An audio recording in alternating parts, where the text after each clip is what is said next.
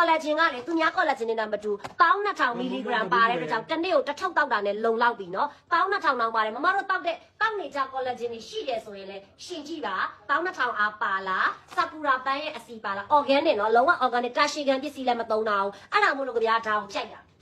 တာရှိကပစ္စည်းမပါဘူး raspberry နဲ့ sakura ဖွင့်ကိုကြဗျာ my favorite အရန်ကြိုက်တယ်သူကတငယ်ပြန်တဲ့ယောဂါကိုလည်းကာကွယ်ပေးတယ် sakura ပန်းရဲ့အစီကအရန်ရှားတယ်အသားအရည်အတွက်ကိုအထီရောက်ဆုံးက sakura ပန်းရဲ့အစီကဘာဝနဲ့ပဲကြဗျာတော့အသားရည်ကိုထိမ့်သိမ့်တာအသားဖြူတဲ့ဆေးတွေ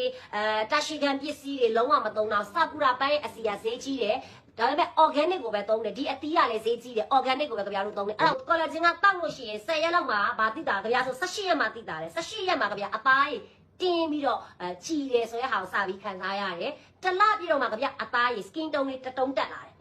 ညိုတဲ့အဆင့်ကနေနည်းနည်းလေးဝင်းတဲ့အဆင့်ကိုတက်လာတယ်ပေါ့နော်အဲ့ဒါအောင်မှကိုကအဲ့ဒီအဆင့်ကိုကြိုက်တယ်ဆိုရင်တော့ရက်ချားတောက်အိုက်မှာအဲ့ဒီအဆင့်ကိုမကြိုက်သေးဘူးဆက်ပြီးဖြူချင်တယ်ဆိုရင်တော့ဆက်တောက်ရမယ်နော်အဲ့လိုမျိုးလေးပါကြဗျအသားဆိုရင်လုံးဝ collagen ပဲတောက်တာပါ